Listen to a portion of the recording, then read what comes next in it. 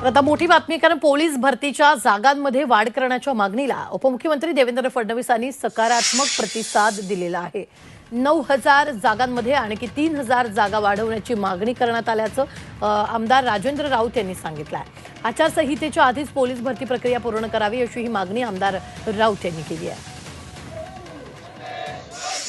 देवेंद्र फडणवीस साहेबांचा त्याला होकारात्मक प्रतिसाद मिळाला आणि विद्यार्थ्यांचं जे 9,000 पोलीस भरती करण्याचा त्यांनी शब्द दिलेला होता, त्यामध्ये आणखीन 3,000 वाढ करावी अशी पोलीस प्रशिक्षणार्थी विद्यार्थी आहेत त्यांची मागणी होती. त्यांना आम्ही सगळ्या विद्यार्थ्यांनी बसून त्यांना एक मेसेज टाकला, त्याच्यावरती त्यांनी ओके म्हणून रिप्लाय दिलेला आहे. त्याचबरोबर गेल्या वेळेस पुन्हा वय मर्यादा वाढवण्याकरता मी प्रयत्न केला होता, त्याला यश आलं होतं आणि रात्रीही तीच मागणी आम्ही मेसेजच्या माध्यमातून केलेली आहे.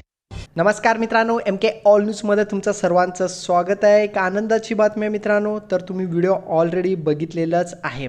आता 9,000 ऐवजी आता 12,000 पदांची भरती होणार आहे. आता भरपूर उमेदवारांचे मला मेसेज आले की प्रॉपर अपडेट आहे का, न्यूज चॅनलमध्ये तर दाखवत आहेत, तरी प्रॉपर अपडेट आपल्याला येत्या 1 ते 2 दिवसामध्ये प्रॉपर अपडेट मिळणार आहे. तर देवेंद्र फडणवीस सरांचं पण अपडेट येणार आहे, त्यांचं एक लेटर येणार आहे, सर्व काही अपडेट येणार आहे.